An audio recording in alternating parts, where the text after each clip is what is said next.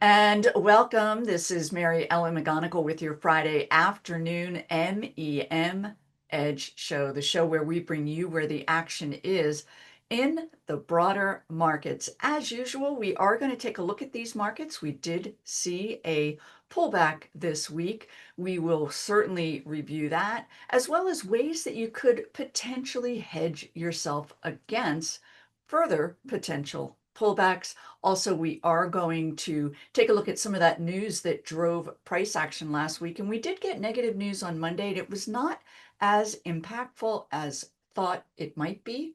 And that is the fact that Moody's downgraded the rating for US government credit. And then also, we did see the passage of the first iteration of the bill. It does still need to go through the Senate. And on that news, we did see interest rates rise quite a bit. There is a fear that the deficit is going to be expanded even more in the face of tax and other cuts that are potentially due to take place. So net, we did have a negative bias in the markets last week. There was news today, Trump threatening as it relates to tariffs, particularly against Europe, increasing them. And of course, that always brings nervousness back to investors. So in my work, I anticipate this type of nervousness to continue in the broader markets. And we can very easily compare it to that 2020 bear market. Many of you may remember it very well in the sense that there were always those coronavirus fears and those pullbacks due to the Delta variant, new flare-ups in China, Italy's horrible hit with the coronavirus, and so on. So those types of fears relating to that one theme unfortunately will remain with us. So we will take a look at that, the impact in the broader markets last week, and then also earnings reports. We did have a couple of names that fell out of bed due to a weak outlook, all about tariffs. And then that Trump trade did trump, for lack of a better word. And certainly today there was news that Trump did sign an executive order to boost the nuclear industry. And this is all about the need for electricity due to increased AI related demand. So we did see movement this week in this pullback. So let's go ahead and take a look at those broader markets and see where did we close for the week. And here we are, daily price chart of the S&P 500. And you can see as the week progressed, we did see a pullback in this broader market index. This S&P did find support at its 200-day simple moving average. Pretty decent volume on this week's pullback. And we can see that rise in interest rates that took place on Wednesday was the most negatively impacted, and we did see the most volume on that particular selling. The RSI is still in positive territory, trending downward, however. Now, keep an eye on this MACD because this black line is poised to cross below that red, and that oftentimes signals at the very least, a pause in the markets. We could see more by way of deterioration over the weekend on Monday with my twice weekly MEM Edge Report. I will be clearly defining areas of support and what to be on the lookout for as the markets move further into this next quarter. So let's go ahead and take a look beneath the S&P 500 and take a look at the underlying 11 sectors. And this is a 2-month daily price chart view, and it is sorted. Oh, let's go ahead and update that. We are going to sort it by that relative strength indicator. In essence, this is development as it relates to these sectors moving so that you can quickly identify where that relative strength is. Certainly on a weekly basis, you can see those groups moving from this lower, weaker quartile up to the forefront, and then likewise from this area of strength to weakness. So today is the first time in a while that we have the S&P 500 sitting up here at the forefront. Normally the S&P is listed somewhere in this fourth, maybe seventh area, indicating other groups that are outperforming. But then first up, we do have XLY, and that is consumer discretionary. I will tell you that the group did have a very strong move. However, this week it was one of the weaker areas, down about 2%, actually 3.2%. And we can see that we are now back down below this 10-day simple moving average, with that MACD poised for a potential negative crossover. We certainly did see deterioration in Amazon and Tesla, but there were other weak areas in XLY that we will get to as we move through today's show. And then moving through, you can see other high growth areas still remaining up here at this forefront. And these are areas that have come to life quite a bit of late. A lot of AI related names, certainly in technology, and they're being supported by strong earnings. However, we did see deterioration today in this group with a potential negative MACD crossover. So not a sell signal, but certainly a signal that you may want to temper new buying until we get a more constructive phase. So moving through and taking a look at some of these weaker areas down here in this lower quartile, we can see utilities down here, staples, but I will tell you that these two areas were on the rise today, not anything overwhelming, but here we are with utilities up about 1.2%. A lot of that having to do with Trump's signing of the executive order, which will put more money toward these utility companies. And in particular, we can look at two of the bellwether names in this group that are very involved in AI, and that is going to be Constellation Energy, CEG, and the other name VST, both sitting up there breaking out of 1 week basis. So as we move through, taking a look at another group that was able to withstand selling pressure today, and that would be consumer staples, XLP up today. So we're going to look into that group. I talked about the possibility of hedging and having holdings that will fare well when some of these growthier areas and other areas in the broader markets falter. You will ideally want to be more diversified. I know from my work, I do tend to get very heavily weighted in those technology and those growth retailers, but I have realized over the years the need to have some temperament to that so that you can be buffered in the event of broader market, or in particular a pullback in those growth areas. So from here, let's go ahead and take a look beneath those 11 sectors, and we want to take a look at sub industry groupings as a way to drill down, dive further into these markets. Where is that relative strength versus weakness? And again, these ETFs that I use are sorted by relative strength, and it's a 2-month daily price chart view. And we can see, similar to XLY, which is consumer discretionary, we do have XRT, the S&P retail ETF, still sitting up here. However, I will tell you that it was down about 2.3%,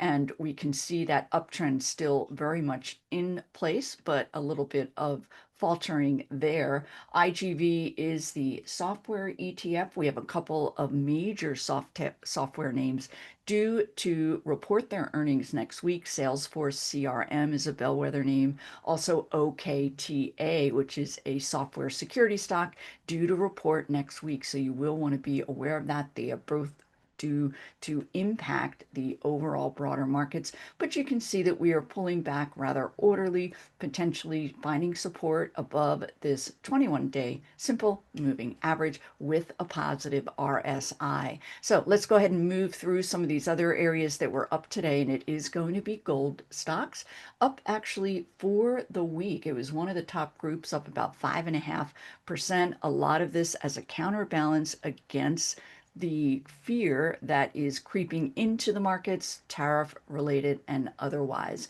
So that area, we are, unlike the growthier areas that appear to potentially be stalling, we can see gold is poised for that black line up through the red, which would confirm a potential new uptrend. Let's go ahead and take a look at some of these other sub-industry groupings. Semiconductors did get hit this week, down about 5%. And we can see this move from that April low into this peak, not last week, but the week before. That was about a 39% improvement. So certainly any kind of a pullback is not going to be entirely frowned upon given that sharp advance. However, of note is the fact that NVIDIA is due to report their earnings next Wednesday. And of course, this is a bellwether semiconductor stock. It did hold in better than certainly the sub-industry grouping. It was down about 3.1% last week, so holding in relatively well, but you will want to be on the lookout for that earnings report. As known in the past, it is going to be quite impactful on not just NVIDIA, but on that overall group. Let's take a look at another area that did get hit rather hard on the heels of a rising interest rate environment, and that is XHB. This is those home builders.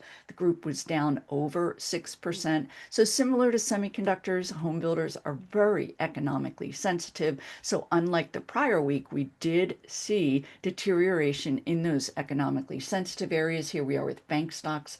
KRE is the ticker symbol, down about 4.8%.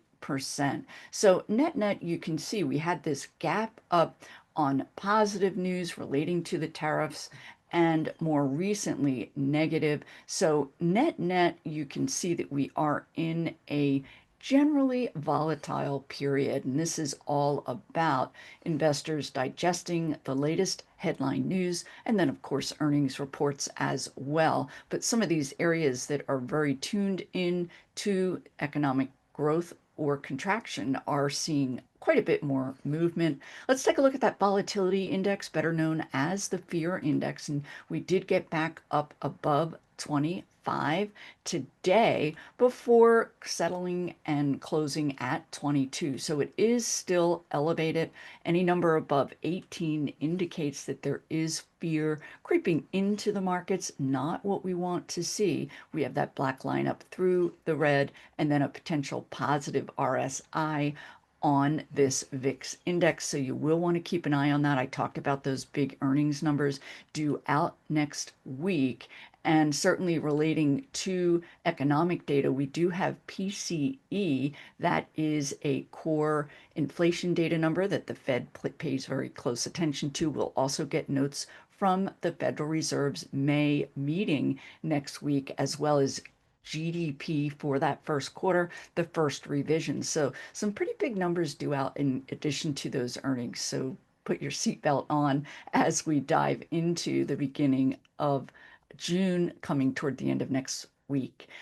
Small caps, another economically sensitive area, did get hit, down about 3.5%. That's relative to the S&P, down 2.5%. So net, we can see those areas that are getting hardest hit are again going to be really sensitive to any movement or any estimation of a lower potential growth for the economy. So beyond this, let's go ahead and take a look. I talked about some of those groups today that fared a bit better. That's on that 1 week. Let's go ahead to the end of week. This is using Stockcharts S&P Sectors and drilling down quite simply, how did they perform today? And we can see those growth areas, tech, and also consumer discretionary and internet related stocks. But then up here at the forefront, utilities, talking about that AI related push, and then consumer staples and energy stocks. So from here, what I did want to do is share with you a view of the S&P 500. I'm going to take us back to 2020 and that bear market period. And we can see this is the fall that took place upon the announcement of coronavirus. It did not even have a name when it first developed, but we can see this sharp bear market period, and then the recovery beyond. So here we are with the S&P. Most important is, again, that fact that you are going to have these pullbacks. I'm going to dig quite a bit more into this in my report over the weekend as far as what to be on the lookout for. There were pullbacks that were more than 5%. There were more than a few. So we're going to get into that. But let's go ahead beyond the S&P. And I'm going to share with you some sectors that were not quite as strong. Technology was clear and away the leadership area coming out of that bear market. But let's take a look at consumer staples, XLP. Here we are with that recovery in the markets. Again, tech did go on from here, but we certainly had periods of outperformance in the staples area. And this is, I'm noting this quite simply because it is an area where you may want to put some money to work. Now, utilities back there in that 2020 period did not have the advantage of providing needed energy, electricity, and natural gas for a burgeoning AI. So you are not seeing as sharp a potential advance, but it certainly did hold in well. So from here, I'm going to share with you a view of the XLP consumer staples names that are within that sector, and then it's sorted by that relative strength indicator, RSI descending, and you want to be aware of these leadership names. Let's take a look at Procter & Gamble. It is on the verge of potentially reversing its downtrend. Not the prettiest of charts, however, super volatile. I was going to go ahead from here and point out Procter & Gamble's advance coming out of this is that 2020 bear market. Now, I will tell you that this was the area or the time when everyone was jumping on Zoom meetings. Still the case today, not quite as prevalent, but a lot of people, individuals, particularly women that wanted to look good. Procter & Gamble had a nice supply of makeup and other products that would help you look quite good.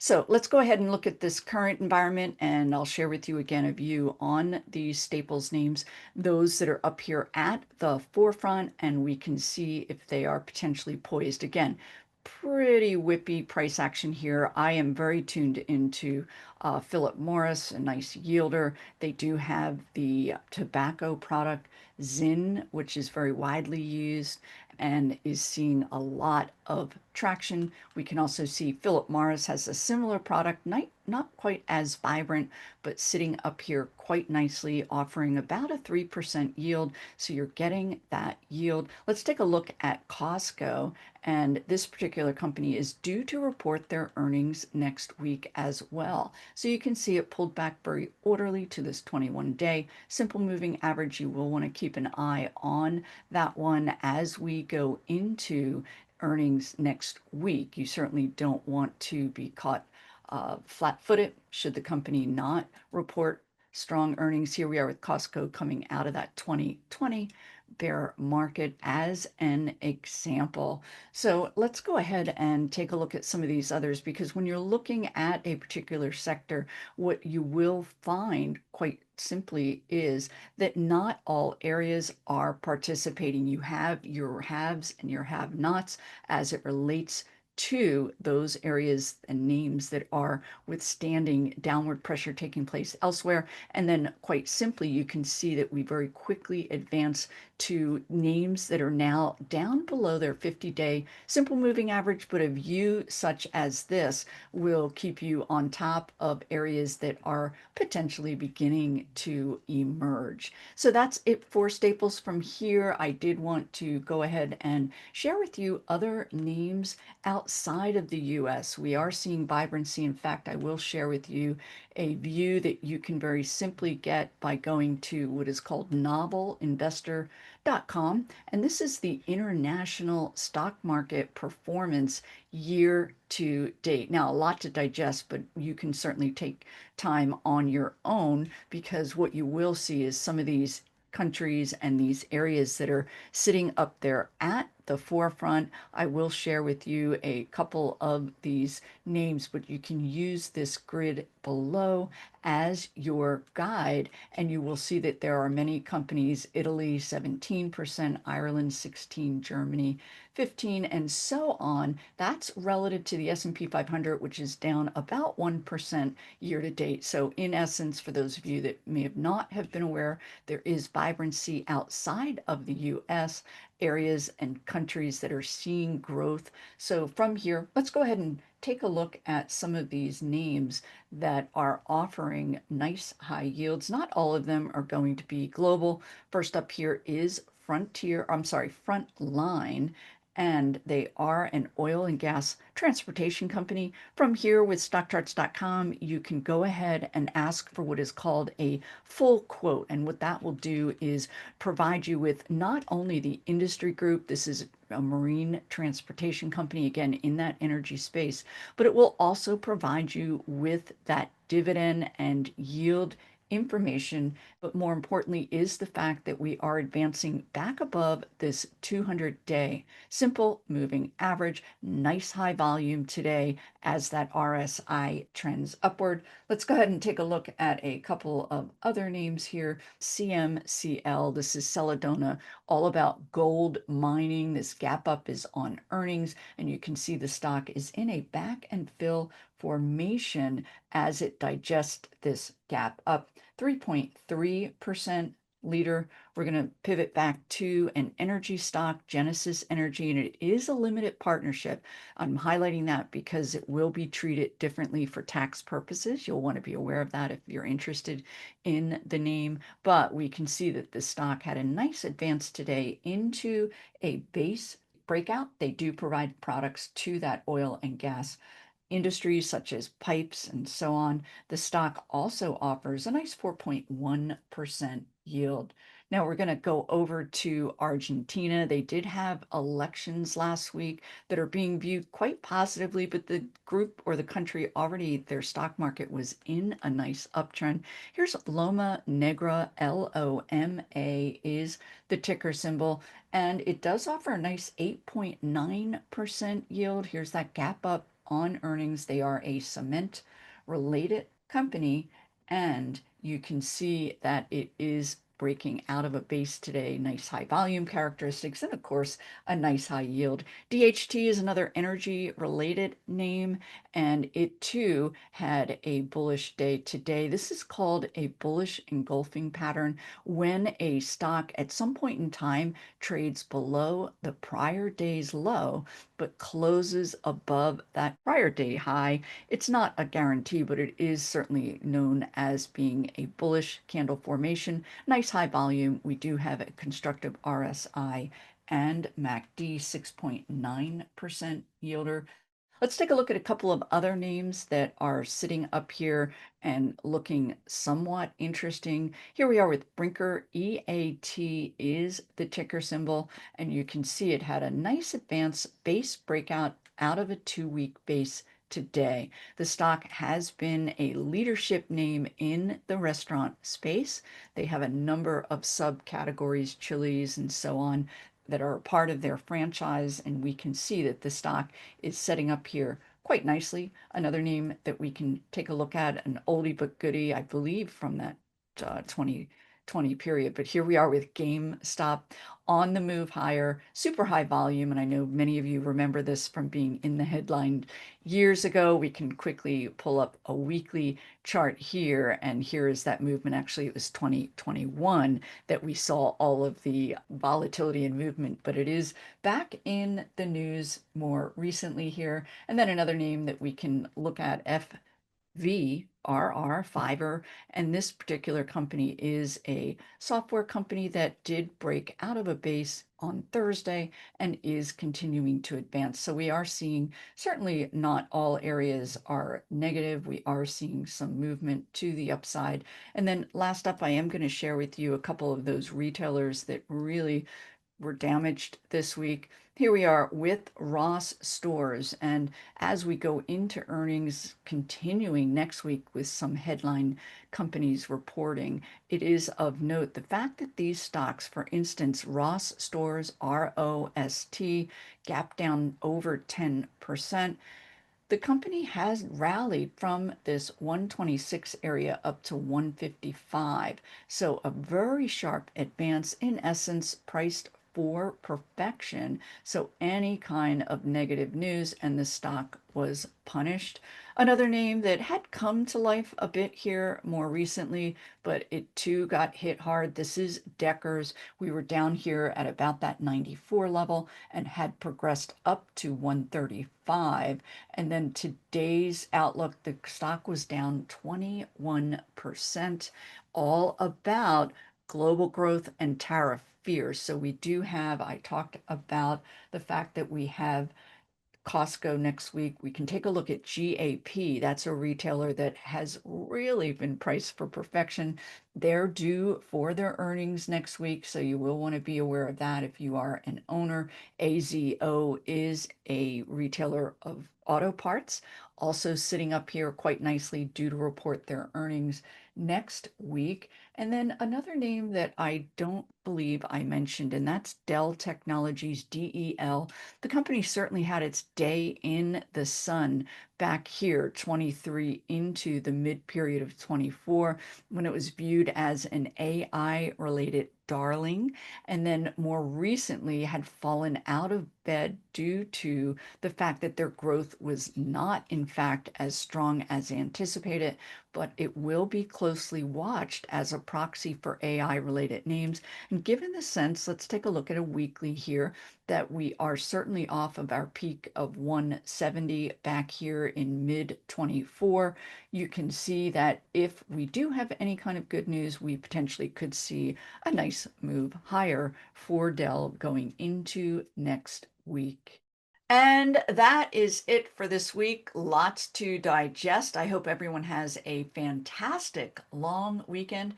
If you haven't already, go ahead and use that button below to trial my twice weekly MEM Edge Report. Very cutting edge as it relates to keeping you tuned in to the broader markets and how to stay safe. And then also go ahead and hit that like button and subscribe if you haven't already. Again, have a great weekend. I'll see you here next Friday.